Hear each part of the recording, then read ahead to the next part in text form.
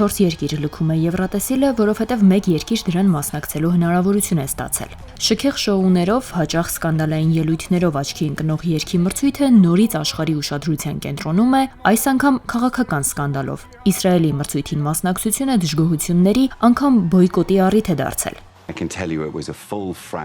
Դա լիովին անկեղծ, ազնիվ եւ բավականին հուզիչ բանավեճ էր, ինչպես կարող ենք տեսնել արդյունքից, բոլորը միավորվեցին այն համոզման շուրջ, որ Եվրատեսիլ երգի մրցույթը չպետք է օգտագործվի որպես քաղաքական թատրոն, այլ պետք է պահպանի որոշակի չեզոքություն։ Ակնհայտ է, որ որոշ անդամներ շատ բուռն են վերաբերվում դրան։ Ես լիակատար հարգանք ունեմ դրա նկատմամբ։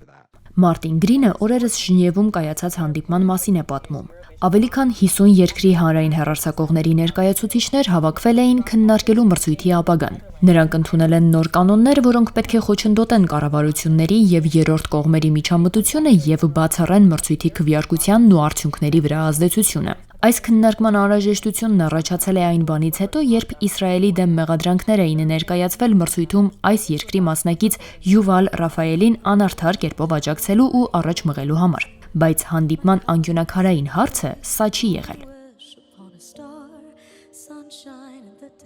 Մենք շարունակում ենք ունենալ նույն դիրքորոշումը, որն ունեինք ամիսներ առաջ։ Իսրայելի մասնակցությունը Եվրատեսիլին անթույլատրելի է նախ Գազայում իրականացված ցեղասպանության պատճառով։ Որպես Իսպանիայի հանրային հեռարձակող կորպորացիայի նախագահ, ես շարունակում եմ մտածել, որ Եվրատեսիլը ընդհանրապես մրցույթ է, իսկ մարդու իրավունքներն ավելի կարևոր են։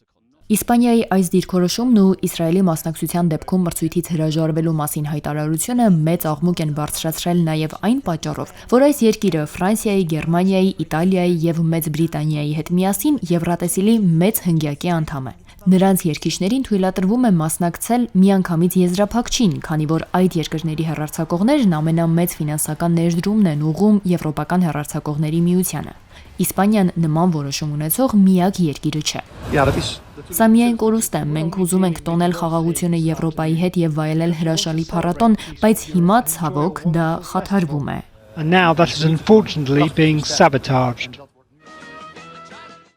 Նման հայտարարություն են արել նաև Սլովենիան եւ Իռլանդիան։ Վերջին երկիրն օրինակ մրցույթում 7 տարի հաղթող է եղել։ Այսօր հրաժարվում են մոտ 160 միլիոն լսարան ունեցող շոուին մասնակցելուց առանց ափսոսանքի։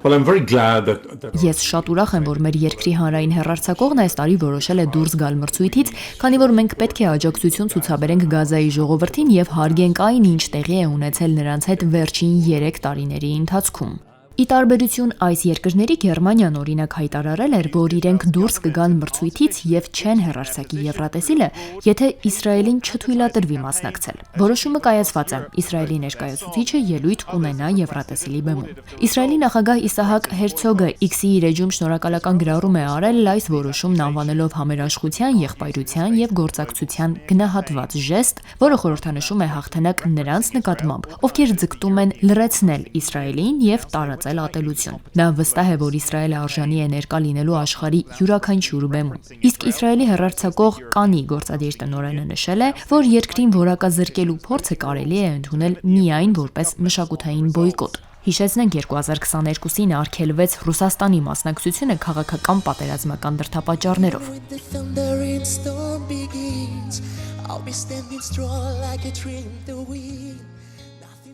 Միջազգային մամուլը սակայն խորհրդանշական է համարում, որ այս մասշտաբի աղմուկ բարձրացել է հենց այս տարի։ Սա Եվրատեսիլի 70-ամյակն է եւ ակնկալվում է, որ մեծ շոուի հոբելյանական տարին հագեցած կլինի քաղաքական հակասություններով։